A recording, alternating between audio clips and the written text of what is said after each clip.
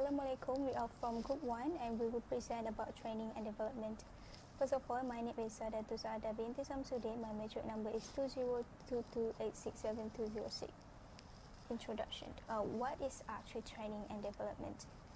Training and development relate to educational initiative carried out by a business to improve employee expertise and knowledge while educating them on how to better carry out responsibility. The entire effectiveness of a company in attaining its strategic goals strongly depend on the performance of its workforce. Employee performance is a product of both ability and motivation. We all know for sure that training and development is the most important aspect in terms of evaluating employee efficiency in doing work. When an employee is efficient in doing their job, it's the capacity to produce the greatest amount with the smallest amount of input. It entails maximizing efficiency. There are actually two methods of training and development that employer can use. One of it being on-the-job training. Employee, indeed the backbone of all organizations. It is reasonable for employer to invest good money for employee training. It is for the company own good anyway. Hi and Assalamualaikum everyone. My full name is Nurul Anis Mutino. Today I will talk about the importance of training and development. The first importance of training and development is addressing employee weaknesses. It is to ensure that new employees understand the organization's cultures and functions, missions and objectives, compensation and benefits, responsibilities and expected contribution. Plus, it can teach new employees to normalize it in their new work routine. Training and development allows new employees to strengthen those things that they need to improve. For example, the manager send the employees to the training programs that related to the management so that the employees can learn on how to manage the organization well and to make an improvement. With this method, it can reduce the weaknesses that the employees face. Training and development such an important thing to make the organization present a better performance. The second importance of training and development is to facilitate social adaptation. According to Samadi and Sohrabi, social adaptation is the ability to deal with, relate to, compromise with, and cooperate with one's environment and other people. We know that everyone have a different character. For instance, there is someone who introvert, ambivert, and extrovert. So, training and development helps new employees with orientation so that they can adapt to the new environment in terms of knowing and communicate with other employees. For example, the organization that have a new employee will begin their work with a orientation week so that they can knowing the other employees and adapt their work routine. With this method, new employees can slowly follow on how the management of the organization work and feel the fun of working together. With a comfort and fun workplace, it can increase the morale of employees to complete their tasks and show a good performance. Last but not least, the importance of training and development is to training future leaders. Training and development not only specialized for the employees but for the leaders itself. Leaders is someone who lead the organization in a group. The organization will not achieve their goals without a guidance of a leaders. Leaders is the most powerful in organization and the follower need to follow it. If the employees disobedient to the leader, it will bring a great harm towards the organization itself. So, leaders is an important role to ensure that the organization's management run well. They need to have a strategy to attract and make sure their organization have an efficient and effective management. For example, the manager of the organization has to plan on how to achieve the organization goals. The manager can achieve it by giving a position to the right employees based on their background of education. In this context, it can save the organization's financial resources because they have the right people for the right position. Hi, my name is Amrul Rauda. I will continue to the next point, which is issue of training and development. Okay, first point is work overload.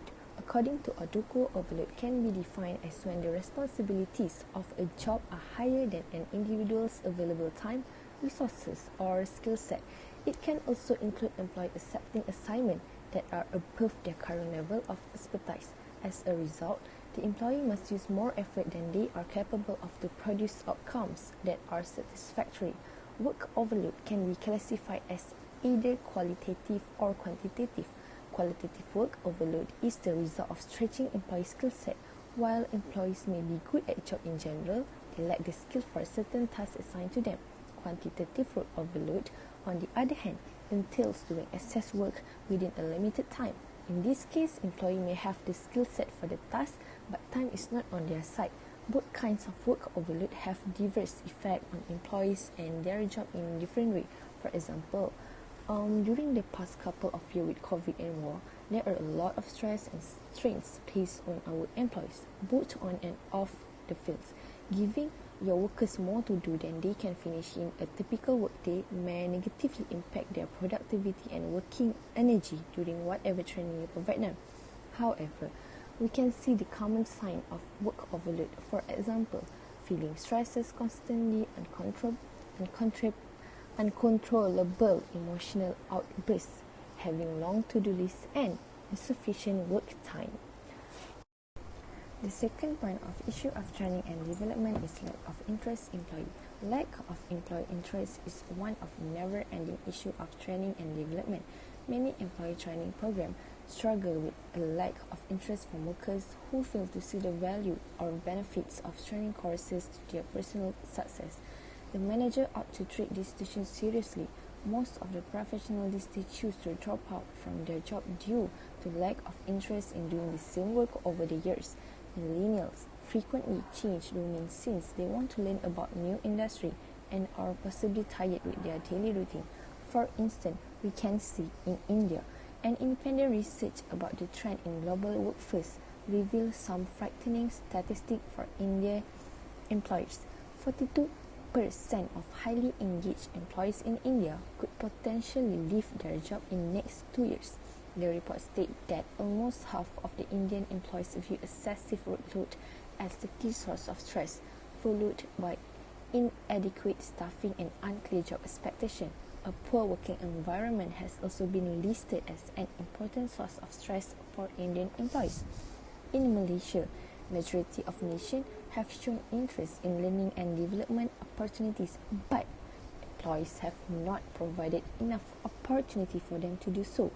The result will be decreased work performance. For example, we can see workers won't grow more productive at their occupation or at communicating with one another. Employee dissatisfaction in the workplace is not rare. There could be many reasons behind the lack of motivation in an employee's life. For instance, efforts are not appreciated. No employee in this world like if his hard work is ignored or taken for granted. Every person wants his effort to have some impact on the outcome of the company. Next, unfriendly workplace. The majority of employees don't get along with their colleagues, but some of them may actually be ignored by everyone because of weak communication skills or an introvert personality. The management should convey the team that working in a disorganization is impossible and that the team's goal is to complete the work as a unit. To conclude, the conclusion is managers should know the common sign of employee frustration before it's too late to stop unwanted things from happening. The third point is ineffective and outdated training methods. Training is an essential part of organization. Ineffective training can cause serious problems for an organization. Employee training should deliver critical benefits. Among the factors that cause ineffectiveness and outdated training method is not offering enough training session. If training is not offered regularly, skill will not be learned and attitudes will not change. For instance, managers should consider offering training every 4 months to their workers because it can increase employee effectiveness. Companies need to reinforce and refresh training every few months with something new. A one-shot program will have one-shot result. Second causes that affect ineffective and outdated training method is bad physical environment. Learning can't take place if people are not comfortable. Managers should provide a space for employees that look pleasant and comfortable and ensure that the facilities in the room are complete, such as air conditioning, and comfortable seats. Ineffective and outdated training method exists in every company because out of outdated content. The organization have to remember that the time has changed and so the policies and procedure. Manager must remember to keep training materials current as well as the method for delivering the material. They should fully utilize modern tools because technology has advanced significantly. Finally, managers need to be aware of the current circumstances at work. Content like instruction and information, for instance, must always be updated to prevent becoming outdated. The workforce will be greatly impacted by this. That's all from me. Thank you.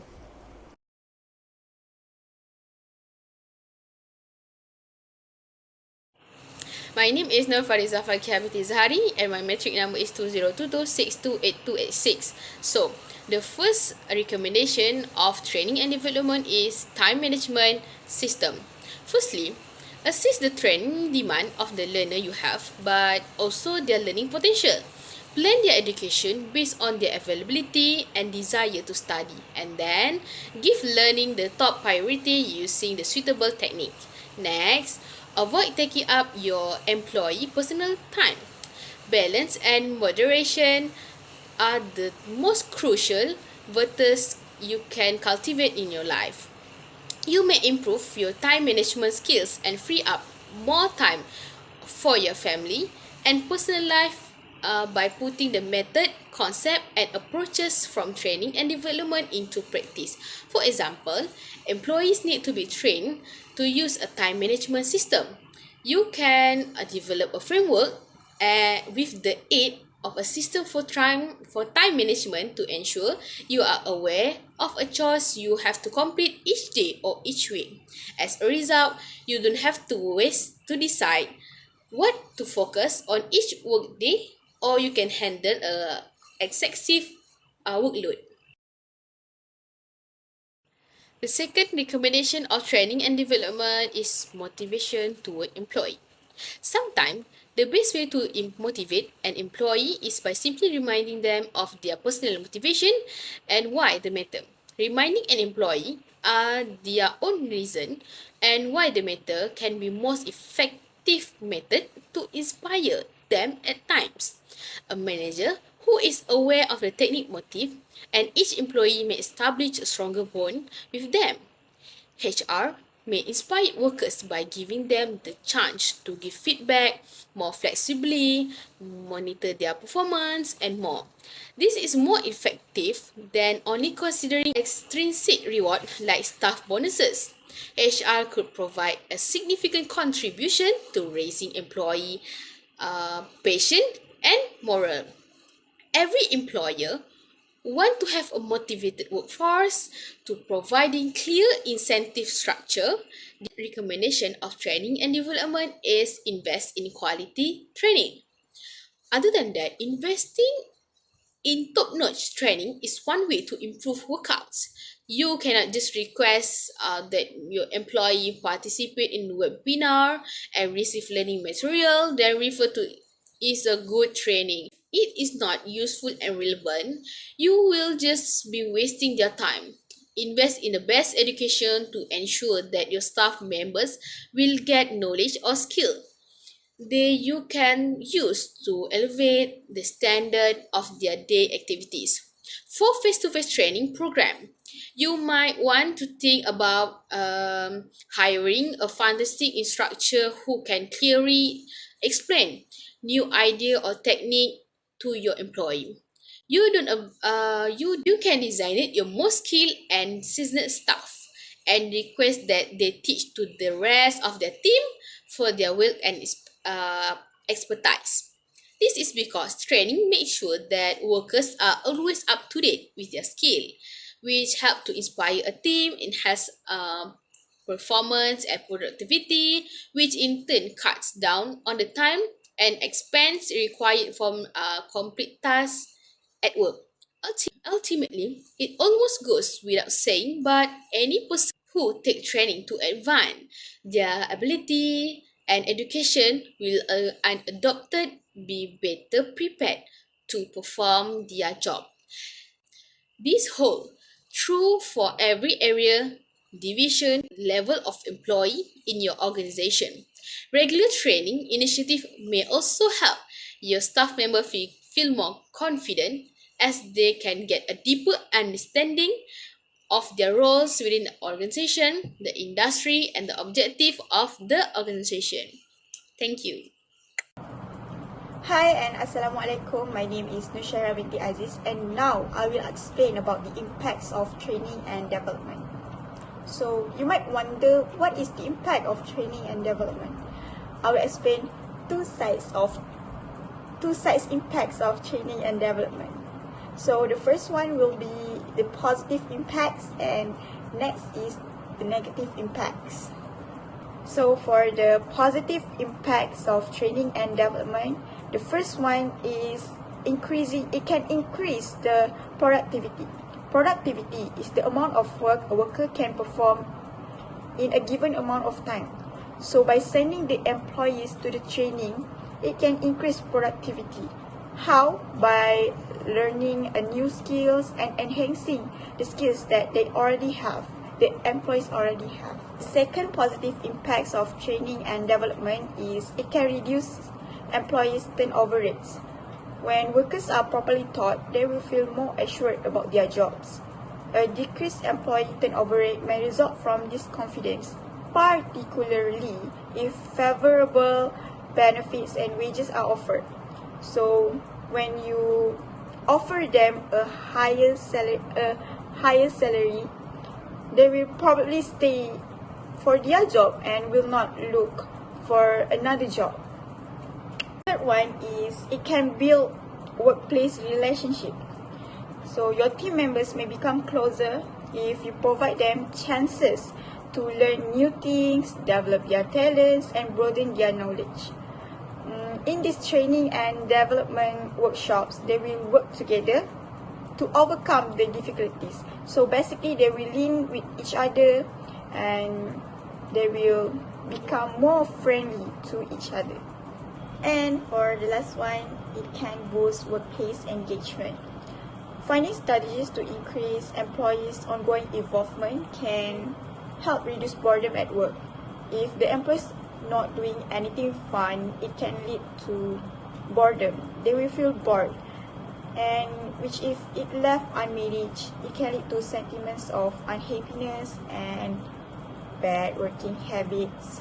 I think that's all for the positive impacts of training and developments. Of course, there are many more positive impacts of training and developments, but since we are short in time, I can only give you 4.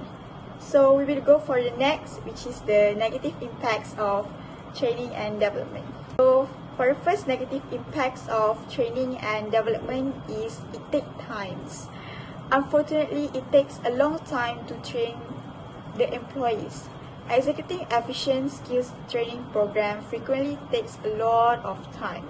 This time is typically taken from a workday, which might have an impact of output, job quality, or even the productivity. As for the second negative impacts of training and development is high cost.